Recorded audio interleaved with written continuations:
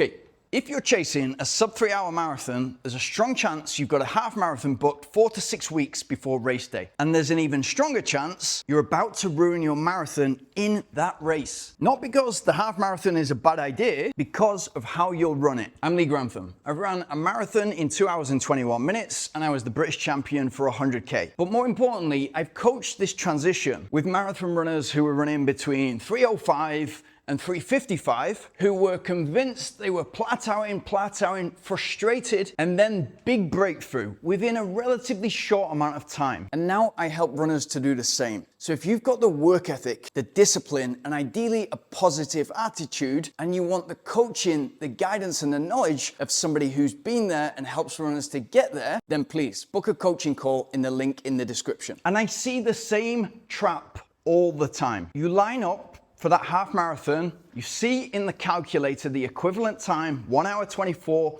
1 hour 25, and by the time you finish that half marathon, you've derailed your marathon, even though it's weeks in the future. Stay with me. Within a few minutes, you'll know exactly what the trap is, and then I'll tell you exactly what to do instead, and why this single decision is where most sub-3 attempts are won or lost. Okay, most marathon runners who are attempting sub-3 hours for the marathon will book a half marathon 4 to 6 weeks before that marathon. They look at the equivalent time for that half marathon, usually 1:24 to 1:25, and they will go into that half marathon thinking, if I can hit that time, then I know I'm ready for that sub-3 attempt. The question you've got to ask yourself is, are you trying to run an equivalent time for a sub-3 marathon or a sub-3 marathon? Sounds ridiculous, right?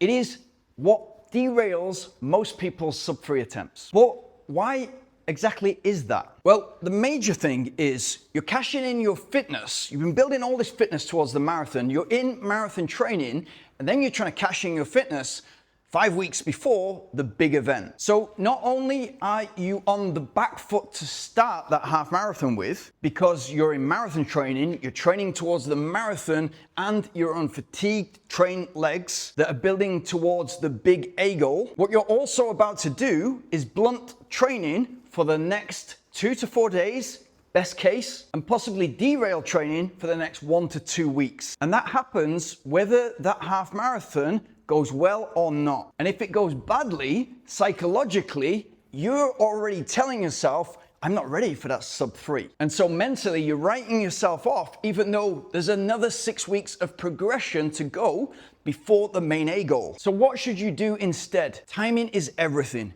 And so depending on how long or how far out that half marathon is from your marathon A goal will dictate how you run that half marathon. What you're getting from the equivalent calculator is a number and not context of where you are in the training block, what you've been doing so far, and what you have still to do, the specific work before A goal day. You've got to also remember that that equivalent time is you on fresh legs.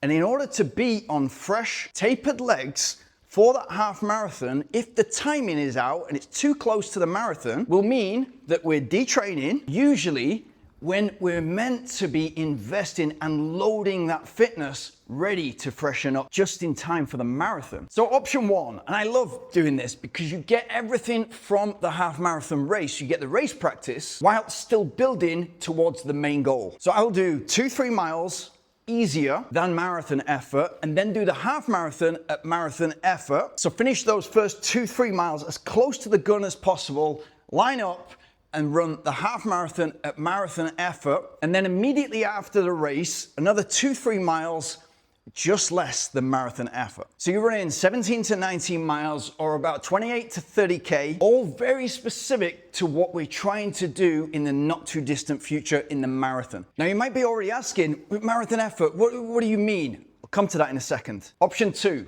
depending on the size of the race, it can be very difficult to do 2-3 miles before and after because logistically it just doesn't work. And so what you can do is just run the half marathon at marathon effort. And so you're still getting 30 miles or 21K at marathon effort, which is a very specific marathon session in the lead up to you doing something special in just a few weeks' time. What you're getting from those two different runs is the atmosphere, the race day energy, the build-up, the sleep the night before, the breakfast on the morning, the fueling, the drink station, picking a paper cup up at pace, the mental rehearsal, those split-second decisions where you gotta think, do I go with that group or do I hold back? If you're the type of person who's doing 2 marathons a year, let's say Boston and Chicago, and those are the only 2 times you're racing, it's gonna be unfamiliar territory once you get to that race if it's been 6 months. So marathon effort, not marathon pace. What do I mean by that?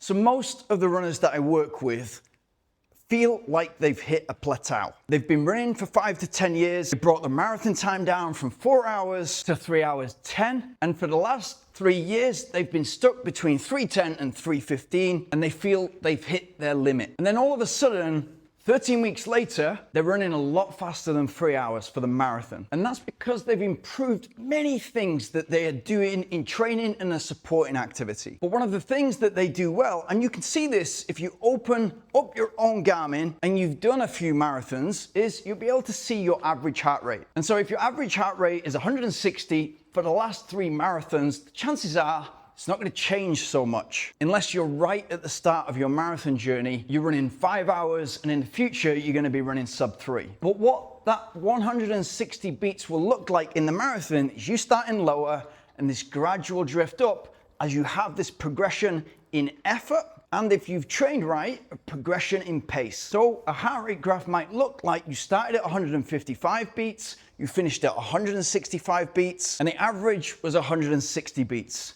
Use that as a guide for what to run marathon effort workouts like these 2 options I've just given you, which you will find, because you're on trained fatigued legs, it's not quite bringing you the pace that you want to run in the future. And why would it do when you've got heat, humidity, fatigue, internal and external factors to deal with, and you're expecting to line up on a half marathon on those trained fatigue legs, capture an equivalent time faster than marathon pace 4 to 6 weeks before the big dance? The bigger lesson here is you need to stay disciplined throughout the training block if you're trying to do big things.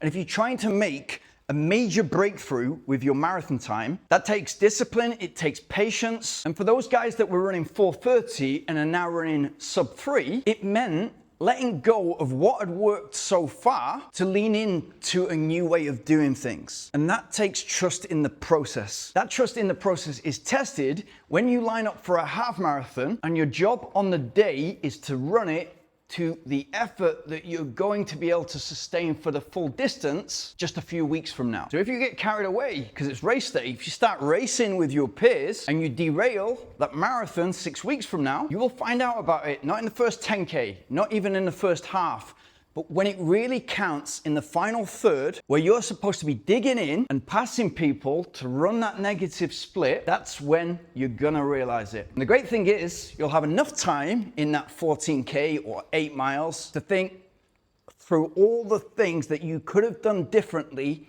including that half marathon 6 weeks ago where you were just a minute off your PB. But you got that equivalent time, it's just the wrong time to do it.